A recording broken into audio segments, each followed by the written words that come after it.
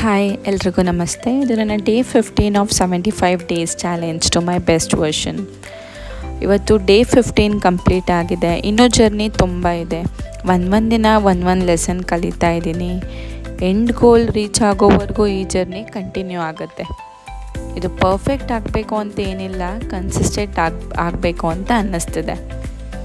So ಒಂದಿನ miss ಮಾಡ್ಬೋದು easy, ಆದರೆ ನೆಕ್ಸ್ಟ್ ಡೇ ಮತ್ತೆ ಸ್ಟಾರ್ಟ್ ಮಾಡೋದು ರಿಯಲ್ ಚಾಲೆಂಜ್. ಅದಕ್ಕೆ ಬ್ರೇಕ್ ಕೊಡದೆ ಕಂಟಿನ್ಯೂ ಮಾಡ್ತಾ ಇದ್ದೀನಿ. ಇವತ್ತು ಮಿರರ್ ನೋಡಿದಾಗ ಬಾಡಿ ಚೇಂಜ್ ಜಾಸ್ತಿ ಕಾಣಿಸ್ತಿರ್ಲಿಲ್ಲ, ಆದರೆ ಕಾನ್ಫಿಡೆನ್ಸ್ ಮಾತ್ರ ಸ್ವಲ್ಪ ಬಿಲ್ಡ್ ಆಗ್ತಿದೆ. ಅಷ್ಟಾದರೆ ಸಾಕು.